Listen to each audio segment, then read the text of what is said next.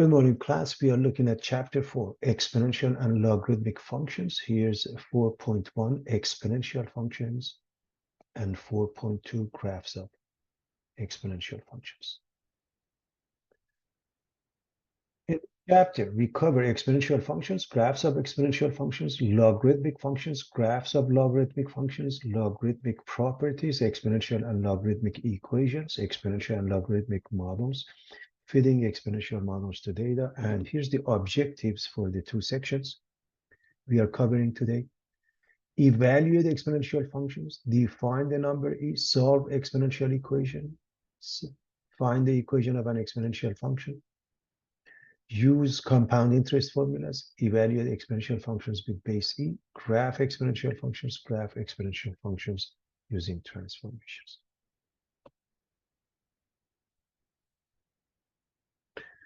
Let's look at what we have covered already. Recall, summary of polynomial functions.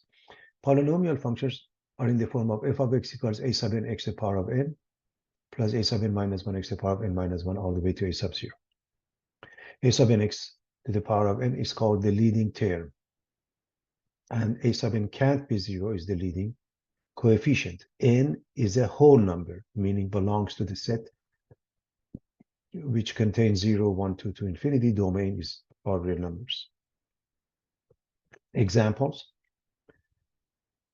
P of x equals mx plus b is a polynomial of degree 1, or a linear function. P of x equals ax squared plus bx plus c is a quadratic function or polynomial of degree 2 with vertex located at minus b over 2a and f of minus b over 2a. The degree of a polynomial function is n, graph is smooth and continuous, maximum number of turning points is n minus 1. At a 0 of even multiplicity, the graph touches the x-axis. At a 0 of odd multiplicity, the graph crosses the x-axis. Between zeros, the graph is either above or below the x-axis. The end behavior. For large values of absolute value of x, meaning x approaching negative or positive infinity, the graph of f of x behaves like the graph of its leading term, y equals a sub n, x to the power of n.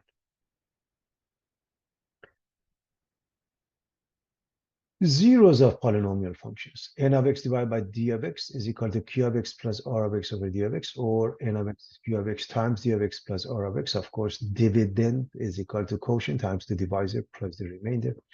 The remainder theorem says if we are dividing f of x by x minus c, all we have to do, the remainder is equal to f of c. Evaluate f of c. And if this happened to become 0, it becomes a factor theorem. So if the remainder is 0, that means x minus c is a factor. IVT, or the intermediate value theorem, indicates if f of x is a polynomial function or any continuous function, that's the key, continuity, okay?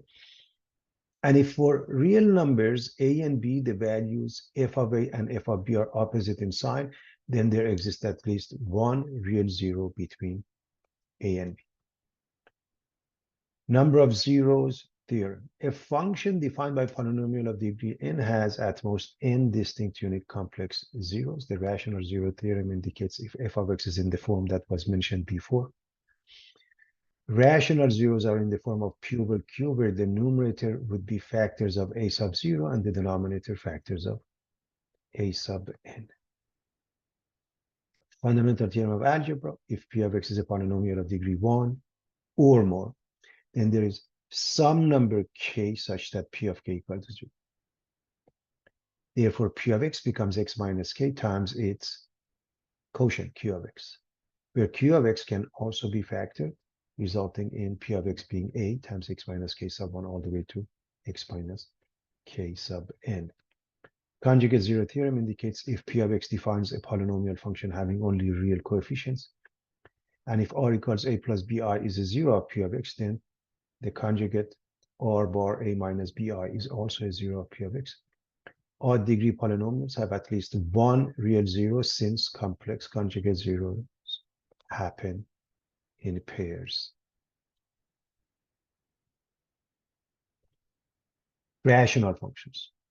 A function f is a rational function if f of x is n of x over d of x, and of course, as always, d of x, the denominator can't be 0, where n of x and d of x are polynomials.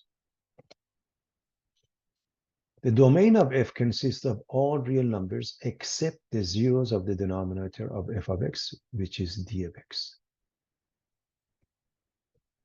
When we put the rational function in its lowest term, and we set the d of x equal to 0, we get a VA, vertical asymptotes. Set the denominator equal to 0 as long as this is in its lowest. How about horizontal and oblique asymptote, also known as slant asymptote?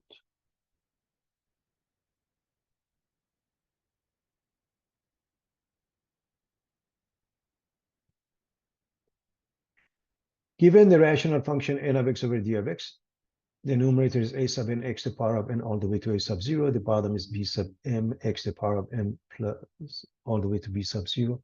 Degree n for the numerator, degree m for the denominator. If n is less than m, HA, the horizontal asymptote, has the equation y equals 0. If n is equal to m, these two take over, these two cancel each other, and y is a sub n over b sub n. And if n is precisely m plus 1, the degree of the numerator is larger by only 1. When you divide, long division, in some instances maybe synthetic division, it gives you a quotient which is of degree 1 and a remainder. This portion, y equals mx plus b, is OA, oblique asymptote, or slant asymptote. And if it's n is larger than m by more than 1, we don't have any of those asymptotes. I mean slant asymptote, or for that matter, horizontal asymptote. Inverses and radical functions. Function. For each x in the domain of f, there's exactly one image, f of x in the range. However, an element in the range can result from more than one x in the domain. In other words, the x cannot repeat for it to be a function. A function is one-to-one if each element in the range corresponds to exactly one element in the domain. A function f is one-to-one if for any two numbers a and b in its domain, f of a equals f of b results in a being equal to b. And if a is not equal to b, f of a can't be equal to f of b. Meaning, in the case of a one-to-one function, the y coordinates cannot repeat either. So x of 1 is not equal to 2. If x of 1 is not equal to x of 2, then f of x of 1 is not equal to f of x of 2. When it's not one-to-one, if f of x of 1 equals f of x of 2, and x of 1 cannot be equal to x of 2. How do we find the inverse? Here's the simplest definition of an inverse. F inverse of x is equal to set containing b and a such that ab is an element of f of x. In short, interchange x and y. That's the meaning of this.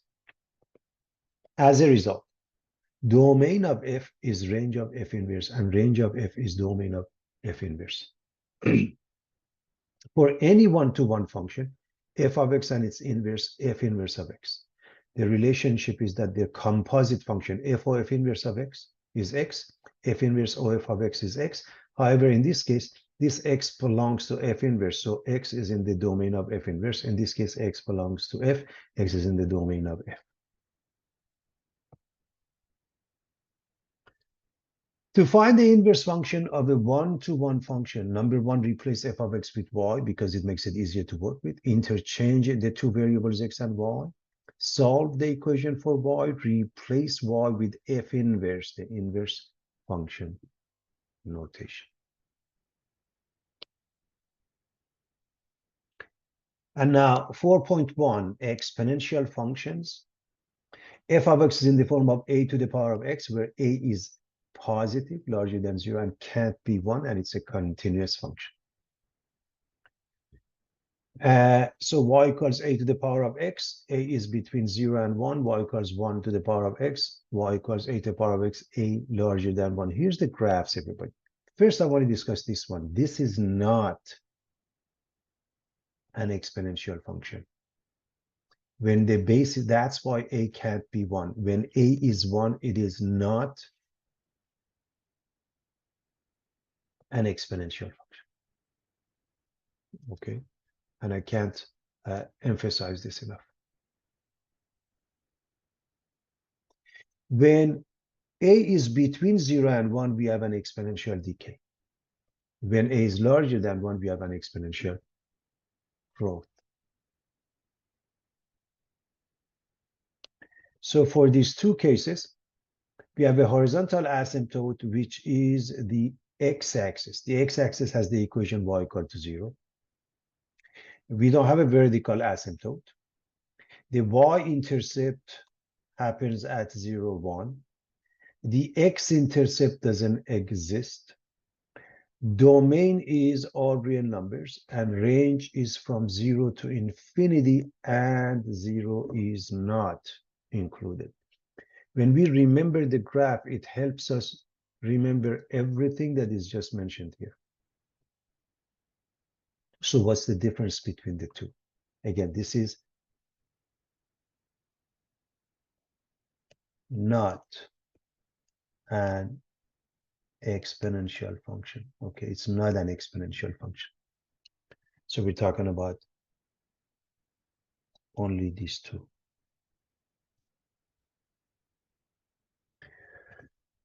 So when a is larger than 1, it's an increasing function, the exponential growth. The limit of f of x as x approaches infinity is infinity. That means the first quadrant, x gets larger, y gets larger. On the other hand, the limit of f of x as x approaches negative infinity is 0. And that gives rise to the horizontal asymptote being y equal to 0. When a is between 0 and 1, it makes it a decreasing function, exponential decay, in which case the limit of f of x as x approaches infinity is 0, and this gives rise to this horizontal asymptote. And limit of f of x as x approaches minus infinity is infinity. So as x gets smaller, y gets larger. That's the idea, everybody. And as you look at here, these are the exponential properties that we have seen. For example, a to the power of 0 is 1. A to the power of m times a to the power of n is a to the power of m plus n. A to the power of m over a to the power of n is a to the power of m minus n. That's obvious. A to the power of minus n is 1 over a to the power of n, and so forth. So we should be very much familiar with all of this from elementary algebra on, and that should be no problem, everybody. So I hope everybody is fine with that.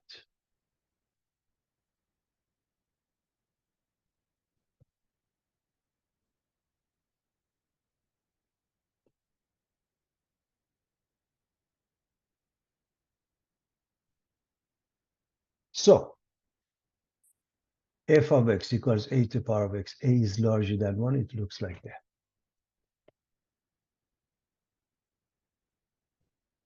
Here's the horizontal asymptote. Here's the y-intercept.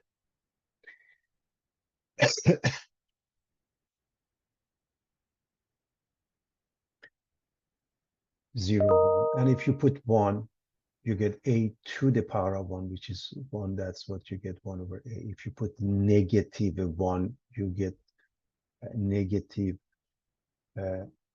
1 to the power of a to the power of negative 1, which is 1 over a. A to the power of negative 1 is 1 over a. In this case, again, what really matters is understanding the horizontal asymptote and the y-intercept. If it's 1, you get a, and so. So it's not that big of a deal. Now, when we compare 3 to the power of x versus 6 to the power of x, when a is larger than 1, as a gets larger and larger, when the base gets larger, the function blows up faster, gets closer and closer to the y-axis. On the other hand, if it's an exponential decay where a is somewhere between 0 and 1. For example, y equals 1/3 to the power of x versus y equals 1/6 to the power of x. Okay. As a gets smaller on the left side of the y-axis, it gets closer to the y. So in this case, 3 to the power of x versus 6 to the power of x. 6 is larger, so that's closer to the y-axis. 1/6 is less than 1/3, is closer to the y-axis. So that's the way they work. So f of x is c, some sort of a constant, times a to the power of x. A is positive and can't be 1. A is the growth factor. C is called the initial value, meaning if you set x equal to 0, what do you get? A to the power of 0, which is 1. So f of 0 becomes c instead of 1 in essence, okay? So this one, we get 1 because there's nothing in front of it, but anything in front at x equals 0, we get this value called the initial value.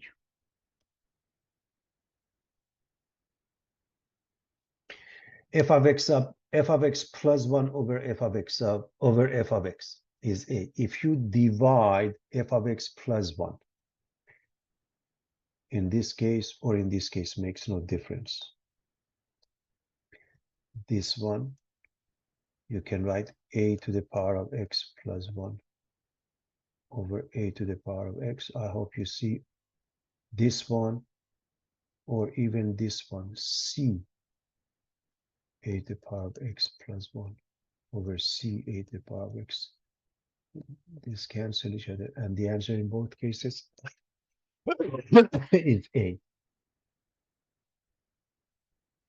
Or if you do the cross product here, let me clean up my work. If you do the cross product here, meaning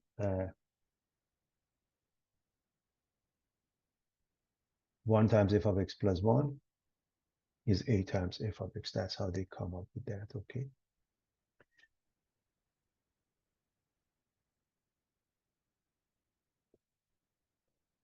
If delta y over delta x, change in y over change in x is constant, it's a linear function.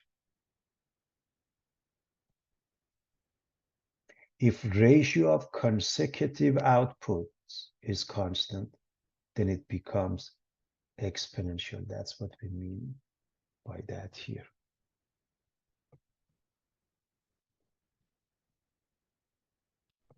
All right, let's get us started with basic graphs. We've discussed the general graph, okay? But specifically, for example, to graph any function, we start with putting points. So we want to graph f of x equals 2 to the power of x. We start with easy numbers, 0. 2 to the power of 0 is 1. 1, 2. 2 squared, 4. 3. 2 cubed is 8. Negative 1. 2 to the power of negative 1. 1/2. Negative 2. 2 to the power of negative 2 is 1/4. Negative 3. 2 to the power of negative 3 is 1/8. So I hope nobody has any problem evaluating those. So if we plot those pairs, 0, 1, 1, 2, 2, 4, and so forth, very, very carefully, we end up with the following graph, everybody.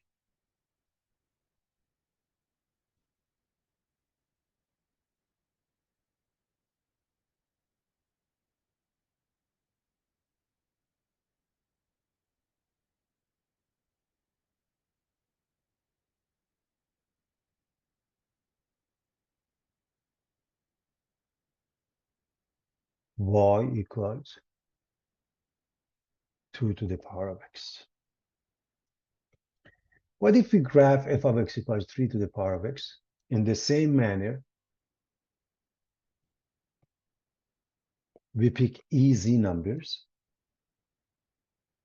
same as here. So for 0, we get 3 to the power of 0, which is 1. 1 is 3. 2, 3 squared is 9. 3 is 27. negative 1, 1/3, negative 2, 1 over 9, negative 3, 1 over 27. Again, if you graph it, it looks like that. Now, the shape is similar. If you put them on the same set of axes, since 3 is larger than 2, so it goes something like this, okay? It gets closer to the y-axis. Remember that we discussed that. So regardless of the fact this is 2 to the power of x or 3 to the power of x, what's in common? The shape is roughly what you see. This is an exponential growth. So for anything where a, so we're talking about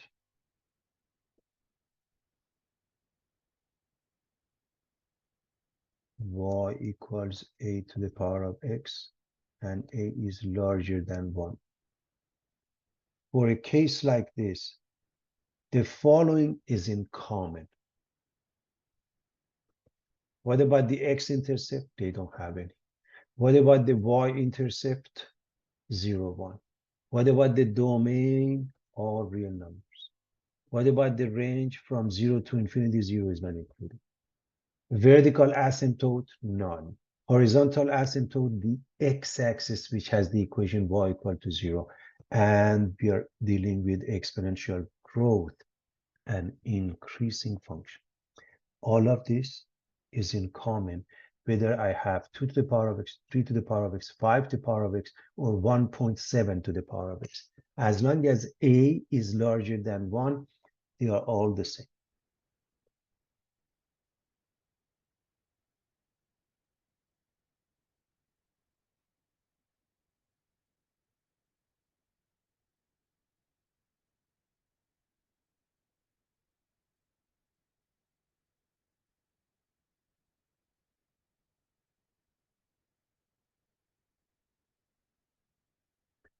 What about f of x equals 1/2 to the power of x?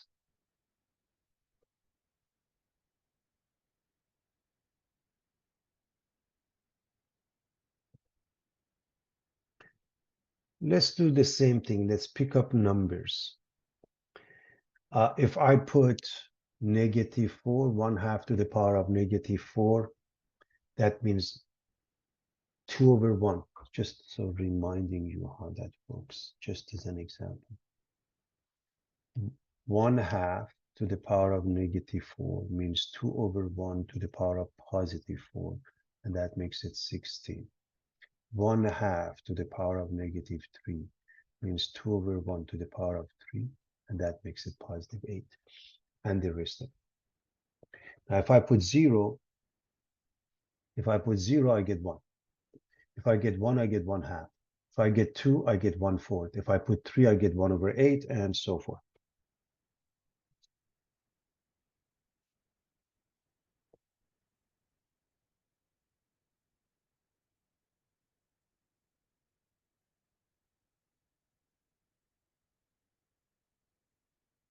So if we plot all the pairs very carefully, it looks something like this. Let me erase my work. So what do we notice? What's in common? And by the way, if we have 1/2 to the power of x or 1/3 to the power of x, this is when we have y equals a to the power of x, and a is somewhere between 0 and 1. That means 1/2 to the power of x, 1/3 to the power of x, 0.1 to the power of x. This is the general shape, in which case we don't have any x-intercept. The y-intercept is still at 0, 1, just as before. Domain is the same, all real numbers as before for the exponential. This is exponential decay. For exponential growth, domain is the same thing, range is the same thing, 0 to infinity. Horizontal asymptote is the same thing, y equal to 0. There is no vertical asymptote, okay? And it's a decreasing function, okay? So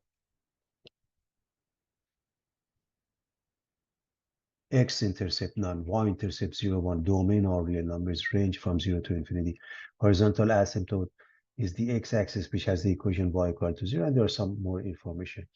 Contains 0, 1, we already know that, 1a, negative 1, 1 over a. It's decreasing. It's CTS, continuous function. There is no gap. There is no corner. And we're done. But just for the sake of argument, if we were to use transformation starting with a basic function such as 2 to the power of x, and by the way, the limit of f of x as x approaches minus infinity is infinity. It's the second quadrant. And the limit of f of x as x approaches infinity is 0, which gives rise to the equation of a horizontal asymptote and the meaning of the horizontal asymptote. So if we were to do with the transformation, we're going to replace the x with minus x. So if you replace the x with minus x, you're going to flip this over with respect to the y-axis. So it looks like that. So 2 to the power of x is on the right side. In essence, this one is on the left side of the y-axis. So you flip it over with respect to the x-axis.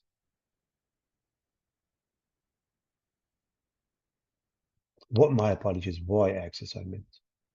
I did mention y-axis. Changing x to minus x. So with respect to the y-axis. All right, graph exponential functions by translation or transformation. And of course, f of x equals 2 to the power minus x minus 3. That means start with the basic 2 to the power of x. So the function 2 to the power of x is considered to be a basic function. We are supposed to know the graph. Remember, y equals 2 to the power of x, 5 to the power of x, 7 to the power of x. Anything that it's larger than 1 looks roughly like that.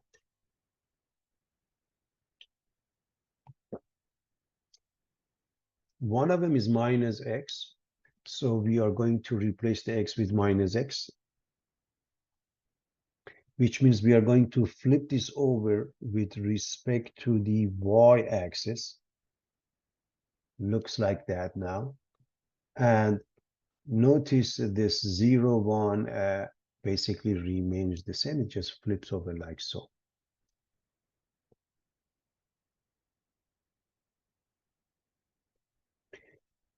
Now, this brings it down by 3 units. This brings it down by 3 units.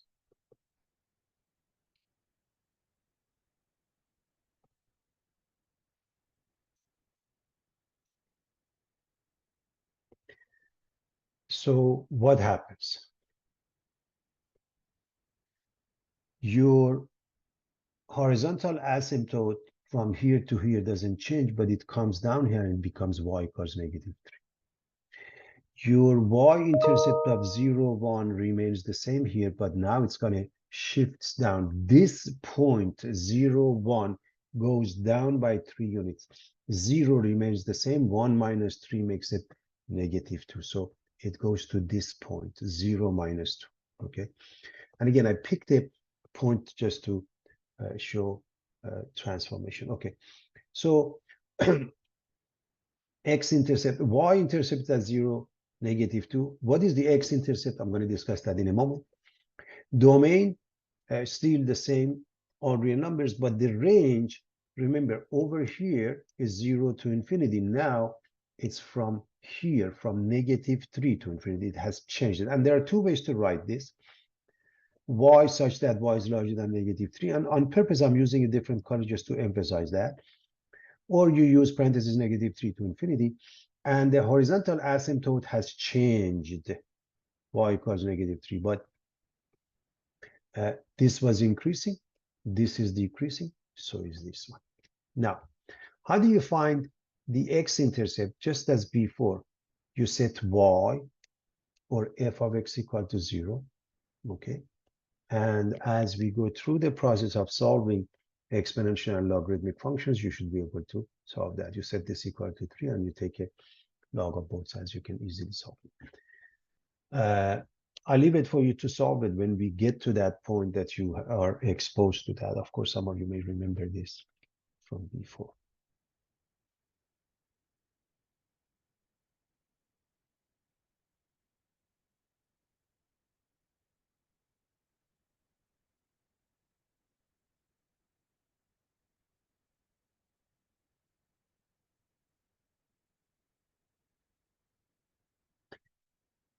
Definition of a number E. Let's define the number E. It's the base of a natural log. So we start with n, 1 over n, 1 plus 1 over n, 1 plus 1 over n to the power of n some numbers, 1, 2, 3, 4, 5, whatever. So if we stick with those numbers, this means 1 over 1, which is 1. This means 1 half or 0.5. This means 1/5 or 0.2. This means 1 over 10 or 0.1, and so forth. Now, if we add 1, this becomes 2, 1.5, 1.2, and so forth. If we raise it to the power of n, so when we raise this to the power of n, it doesn't change. It remains as 2 to the power of n is 2. 1.5, you raise it to the power of 2, you get 2.25. 1.2 to the power of 5, you get 2.5 almost, and so forth. Now, what happens is, when we get to huge numbers, there seems to me that this is not moving that much. This number is given the name E. So E is the limit of this as n goes to infinity. This is the topic that is discussed in calculus. So I want to definitely make sure that you get comfortable with the concept. Okay, so E is this number, the lim, that means limit, as n goes to infinity. What does that mean? Make this n larger and larger and larger and larger. Ultimately, it doesn't change much. So look at this number. You keep on making this larger and larger. It's about 2.71828 and close to that. Now, if you make it a little bit larger, then it actually stops.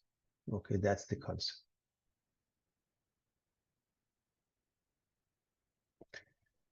So E has the following definitions. E equals the lim or limit of 1 plus 1 over n to the power of n as n approaches infinity, or is the limit of 1 plus h to the power of 1 over h as h approaches 0. And ultimately 2.718, that's what we use, a rough estimate. And of course, it's an irrational number, it never stops. So is the number such that this limit is equal to 1. The limit of e to the power of h minus 1 over h as h approaches 0 equals 1. And we will discuss that in calculus, but these are some definitions. And by the way, just for the sake of argument, these two are the same if you let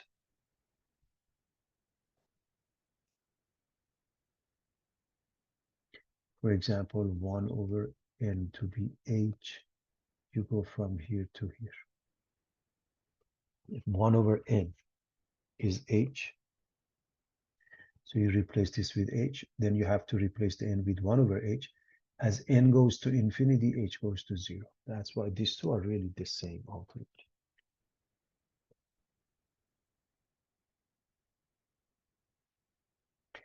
Now, y equals e to the power of x. As you can see,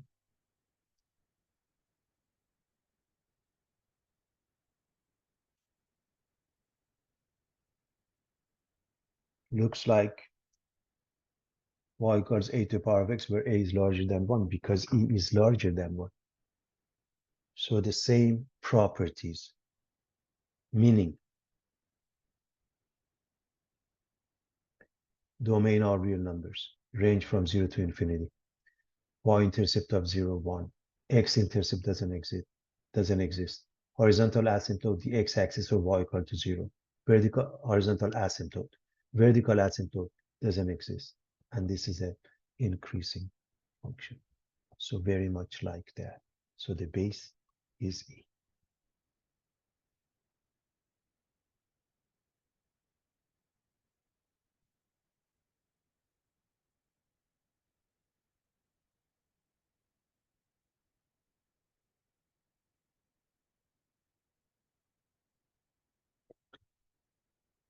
Graph exponential functions by translation. where y is equal to minus e to the power of x minus 3. And we start with the basics. We are supposed to know this graph, everybody. Okay.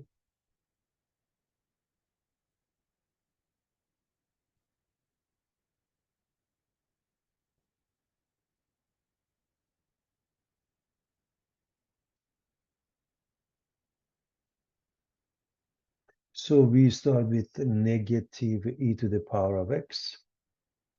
And again, we concentrate on one point to see what happens to it.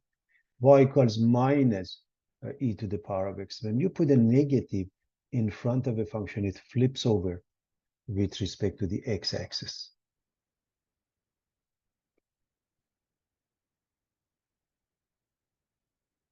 And so the result is that this point having coordinates 0, 1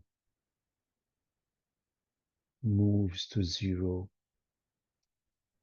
negative 1. The rest of them do the same thing. We are going to concentrate on easy points. And the change happens to the y-intercept and the range. Domain is the same. Range is from 0 to infinity here, but for this one is negative infinity to 0. And now x minus 3, we are going to shift it to the right by 3 units.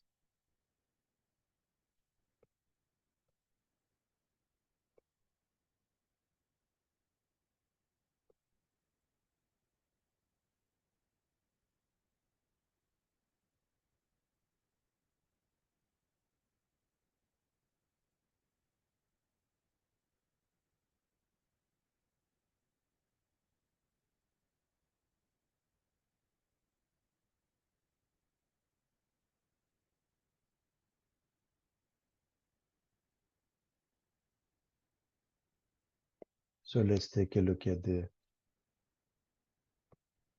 location for this.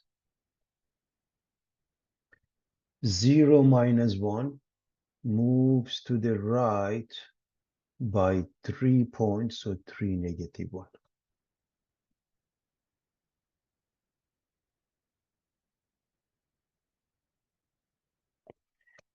So what happens?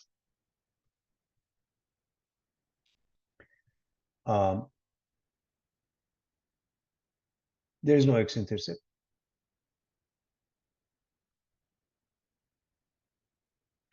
Y-intercept, we'll discuss it in a moment. Domain remains the same. Range from negative infinity to 0, just like this one. Horizontal asymptote, all of them are the same, y equal to 0. Now, y-intercept, you set x equal to 0, everybody. You get minus e to the power of 0 minus 3, or simply put minus e to the power of negative 3. Now, this is an exact answer. This is a precise answer. You can put it into a calculator to find out where that goes. But again, this is an exact answer. Okay, everybody.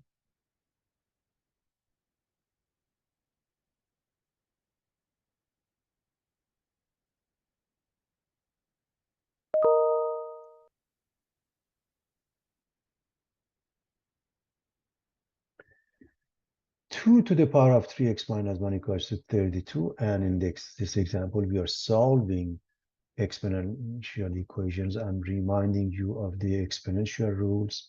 And if a to the power of x and a to the power of y are the same, x and y must be the same.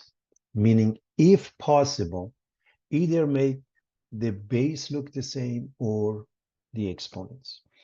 In this case, we should know 32 is 2 to the power of 5. Therefore, it makes 3x minus 1 equal to 5.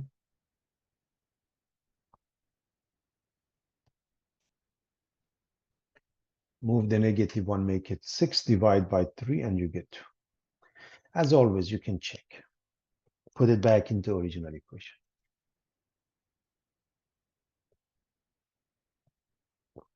What about this one? We're going to keep the left side, e to the power of 2x minus 1, unchanged. And we're going to work on the right side. The numerator is e to the power of minus x to the power of 4, which means e to the power of minus 4x over e to the power of 3x. And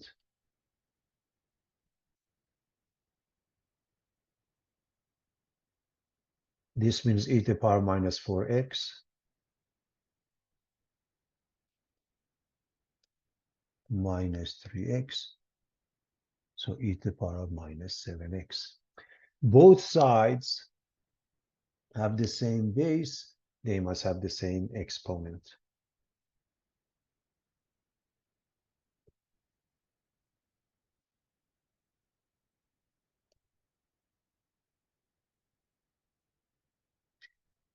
And x equals 1 over 9.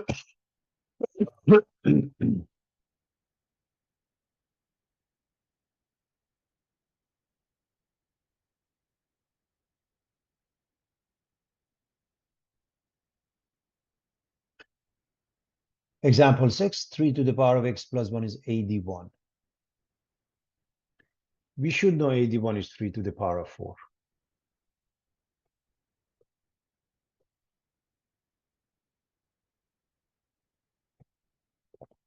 They have the same base. They must have the same exponent. X plus 1 becomes 4 and x becomes 3.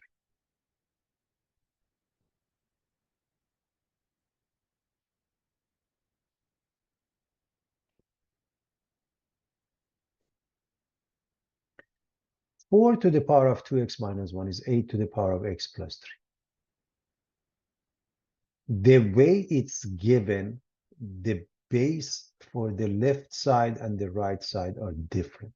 However, we know we can replace the 4 with 2 squared and 8 with 2 cubed.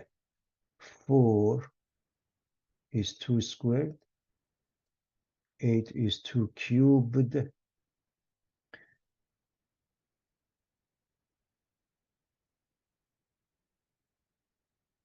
The power rule says a to the power of m to the power of n is a to the power of mn. So this is 2 to the power of 2 times 2x minus 1.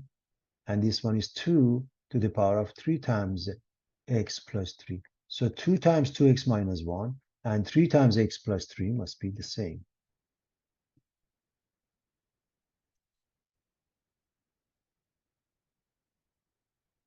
I mean, if you want, I can write this as 2 to the power of 2 times 2x minus 1 equals 2 to the power of 3 times x plus 3. All right, so we are going to distribute. The left side becomes 4x minus 2. The right side becomes 3x plus 9. We are going to subtract 3x. On the other side, we are going to add. When you move things around, you change the sign. X becomes 11. As always, you can go to the original and only original equation to check. If you want to check, always the original equation, nothing in between, everybody. Nothing in between.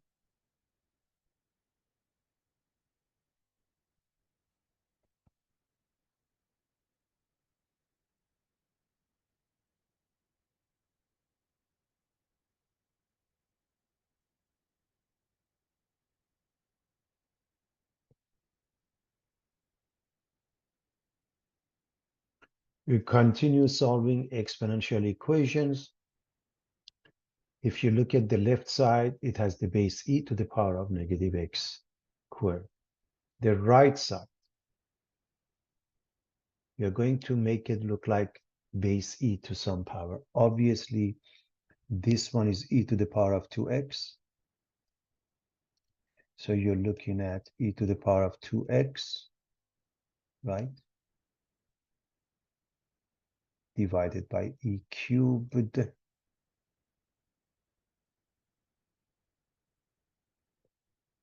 Using the quotient rule, the right side becomes e to the power of 2x minus 3.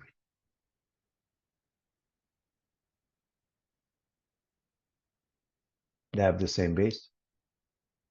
They must have the same exponent.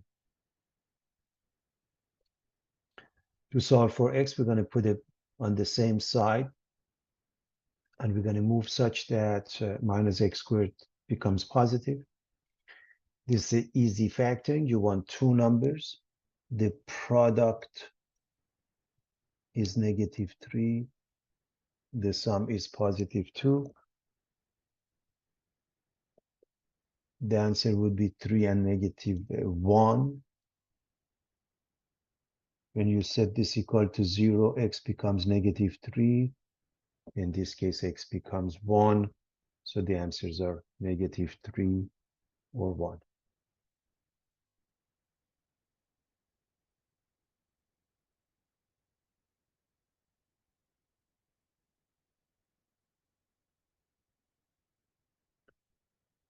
Part B, 9 to the power of 2x times 27 to the power of x squared equals 3 to the power of negative 1. Well, none of them has the same base. We notice the right side has base 3. We're going to change this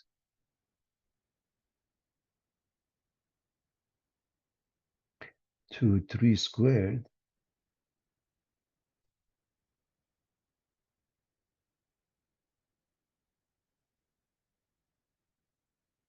And this one to 3 cubed.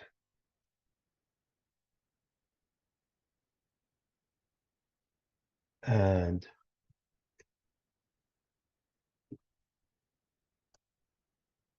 this becomes 3 to the power of 4x. We're looking at the power rule, everybody. 3 squared instead of 9 to the power of 2x, 3 to the power of 4x. 3 cubed to the power of x squared. You multiply these two. 3 to the power of 3x squared.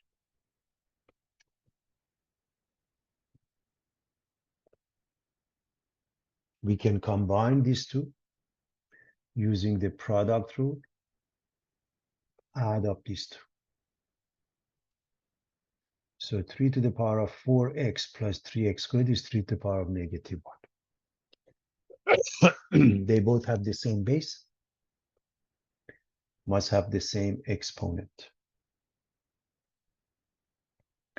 3x squared plus 4x plus 1. Let me just quickly show you the intermediate step, everybody.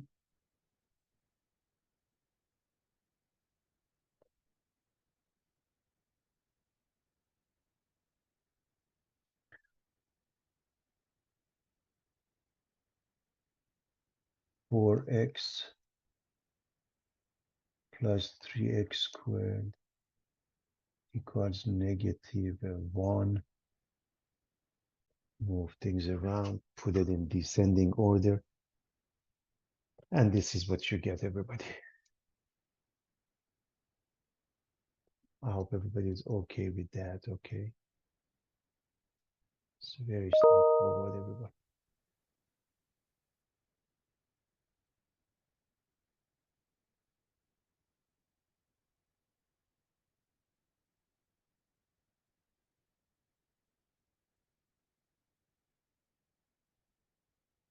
We want to factor this, and this is a fairly easy factor because 3 is a prime number. You have x, you have 3x. This is 1, so you have to go with 1 and 1, both of them either positive or negative, and this will do the job. When you set this equal to 0, this gives you negative 1. This gives you negative 1/3.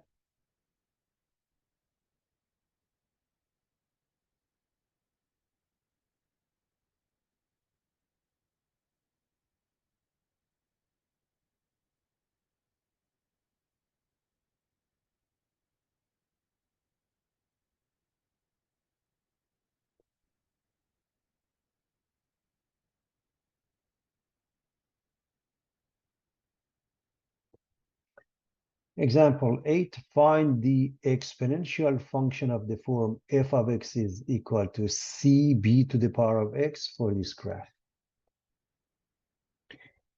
The very first thing we do is to pick the given pairs. This is given -1, 3. This is given 1, 4/3.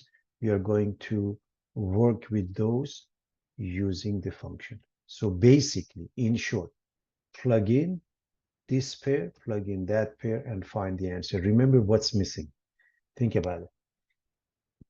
C is missing and B is missing. So two variables are missing. Two pairs are given. In essence, you end up with two equations, two unknowns. You can figure out the answer. It's that simple, everybody.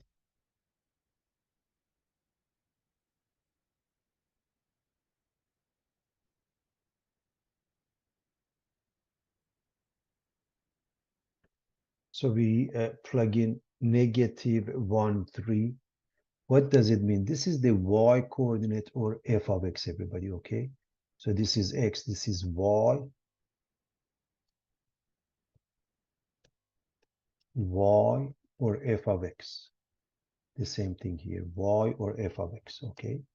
The first coordinate is x, obviously. So into this, replace the x with the first coordinate and f of x with the second coordinate. So with -1, 3, we're going to say 3 is a c b to the power of -1.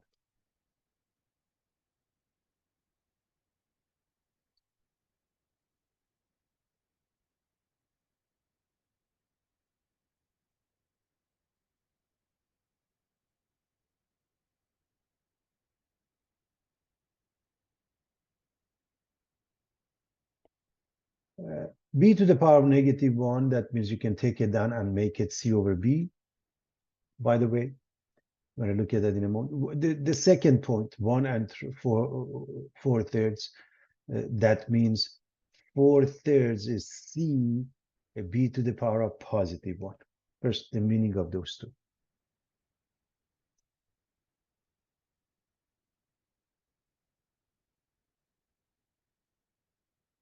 As I mentioned, this one means c over b. This is just c times b. So this is c over b. So 3 is c over b. If you do the cross product here, let me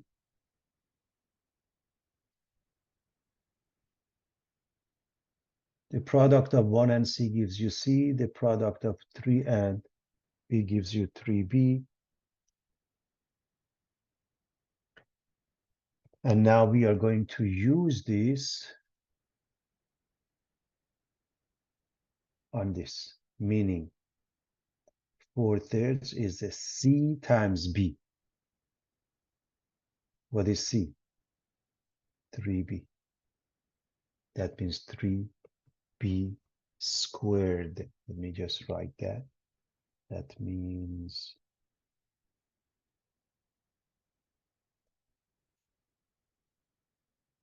3b squared. So 4/3 is 3b squared.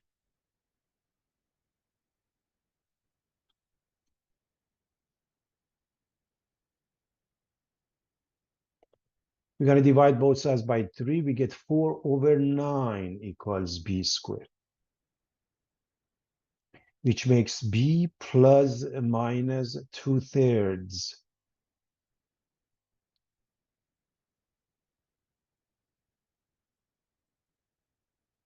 We go back to the function. The format of the function, remember, b is a positive value. We choose positive 2/3 because we must, remember, in the case of an exponential function. And by the way, the reason is because we want it to be a one-to-one function. That's the reason they choose positive only. So b equals 2/3 since b is positive. So what is c? Well, c is what? 3 times b. So 3 times 2/3. So let's Write 3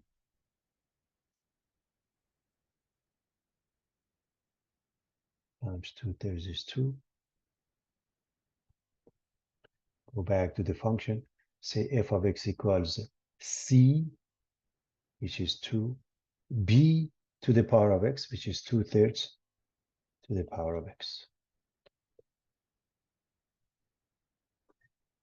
That's very straightforward. I hope everybody's fine with that.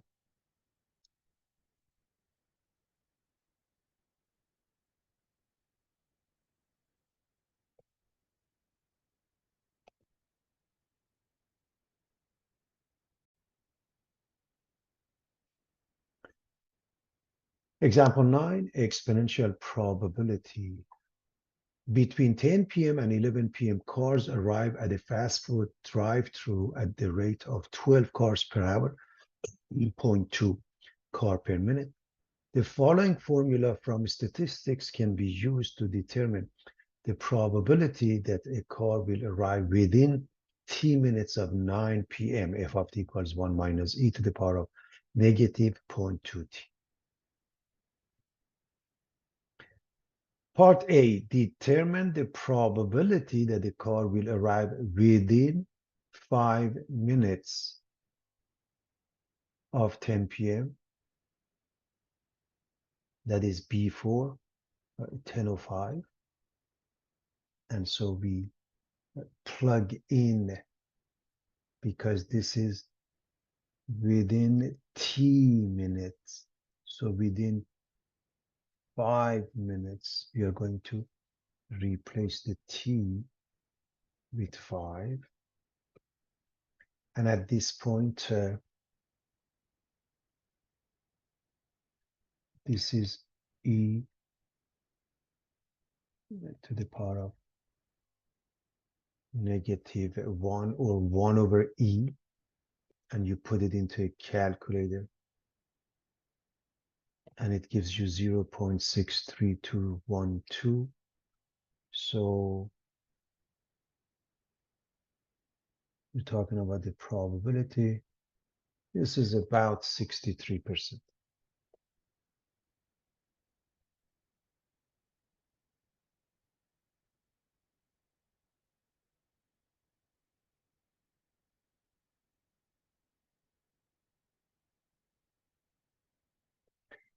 Determine the probability that a car will arrive within 30 minutes of 10 p.m. That means before 10:30 p.m.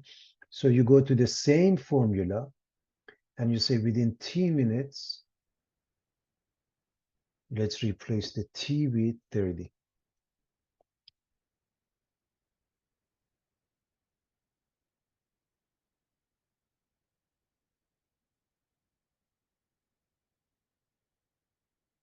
So 1 minus e to the power of minus 6, that means 1 over e to the power of 6. And by the way, this is a very small number. So it's almost nothing. It's almost 1 or 0.9975, which means 99.75% probability.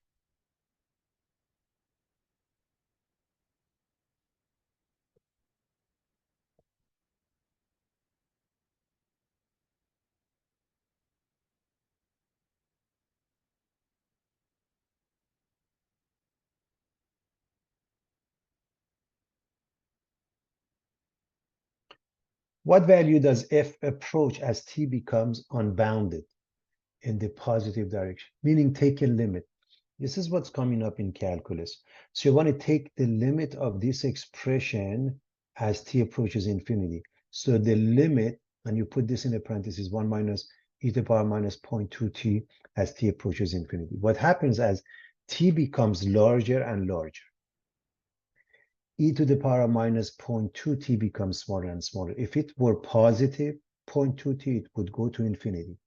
Because it is negative, then it goes to 0. And it becomes 1. Again, remember over here, I showed you this is e to the power of negative 1, which means 1 over e. This is e to the power minus 6, which means 1 over e to the power of 6. This means, everyone, 1 over e to the power of 0.2 t. Now, what is t? T is approaching infinity. T is a huge number. So e to the power of infinity. So the denominator is infinity. 1 over infinity is 0. So it's 100% chance. That's the idea. What value does f approach as t becomes unbounded in the positive direction? So there's a 100% chance or probability that a car will arrive. T is unbounded.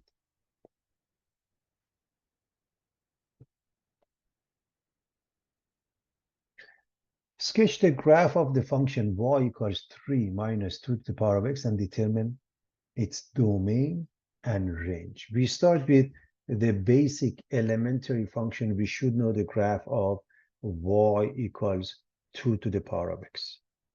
Okay. We should know this graph. Again, it's a rough sketch. Remember that this is an exponential growth.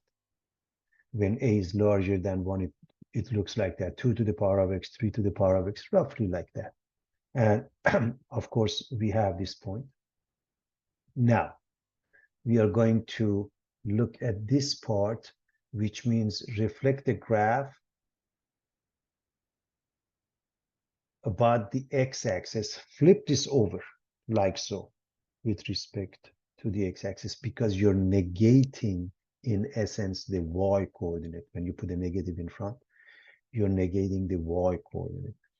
So it becomes that y equals minus 2 to the power of x. And this point had coordinates 0, 1. Now it goes down here, which is 0, -1. The next step is 3, bring it up. So shift the graph up by 3 units.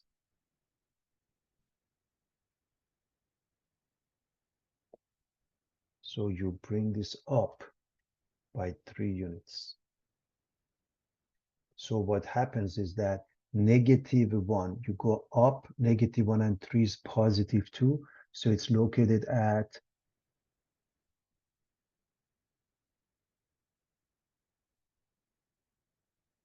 0, 2. So as you shift this up, this one, the horizontal asymptote was the x-axis. The same thing here. We go up and it becomes y equals 3. The effect is the domain, all real numbers, all real numbers, all real numbers is not changing. But the range here, 0 to infinity.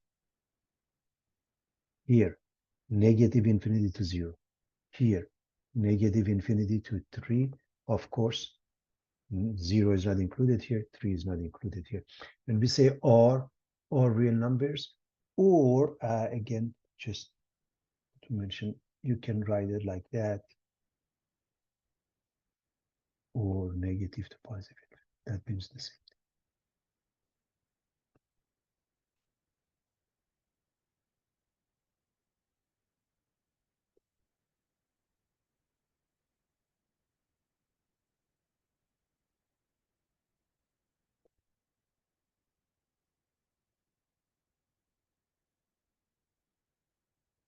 Sketch the graph of the function y equals half of e to the power minus x minus 1 and determine its domain and range. Again, we start with the basic function y equals e to the power of x.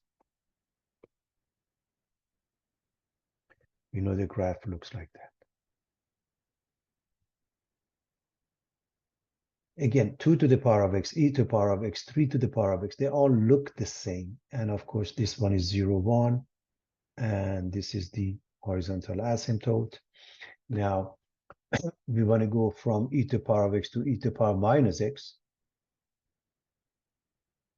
So we are going to reflect this about the y-axis because when you change the x to minus x, it's reflection about the y-axis. So we have the same horizontal asymptote. We have the same y-intercept of 0, 1. And it was increasing. Now it's decreasing. And -1 brings it down. So Same thing here. And we are going to have the 1/2 first. You can do that one first and then 1/2, or let's do 1/2. Compress the graph, shrink it vertically by a factor of 2, make it half of that, 1/2 e to the power minus x. So the essence is that it looks the same. This one, which has coordinates 0, 1, now it goes to 0, 1/2. Let's actually 0, 1, 0, 1. And now 0, 1/2. And now we are going to shift it down by this much. So shift the graph down by 1 unit. So it's the same graph, bring it down by 1 unit. So for example, here 0, 1/2, you get 0, 1/2 minus 1 becomes negative 1/2. So this point now, first let's discuss the point. Now this point has coordinates 0, negative 1/2. And let's look at the domain and range for all cases. Domain are real numbers. Domain are real numbers. Domain are real numbers, 1, 2, 3. Range, 0 to infinity, 0 to infinity, 0 to infinity. Everything so far is the same. Over here, domain is also the same, all real numbers. But the effect is, as you shift it down, it changes the range, which was from 0 to infinity for all these 3 cases. Now from this, which is negative 1 to infinity, because now the horizontal asymptote, which was the x-axis with the equation of y equal to 0, it's y equals negative 1. So the domain is R real number. The range is negative 1 to infinity.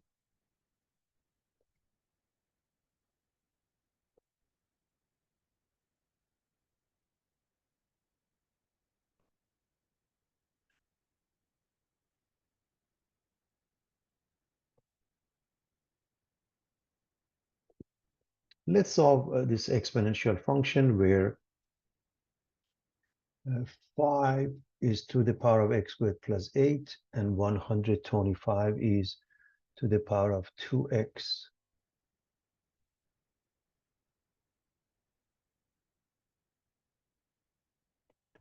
As you know, 125 is 5 cubed, because one way to deal with make up the same base. Is it possible? Yes, because 125 is 5 cubed. The answer is yes, we do that. So the left side remains unchanged. The right side becomes 5 to the power of 3 times 2x. We are looking at the power rule here. Since they both have the same base, they must have the same exponent, namely x squared plus 8 must be equal to 6x.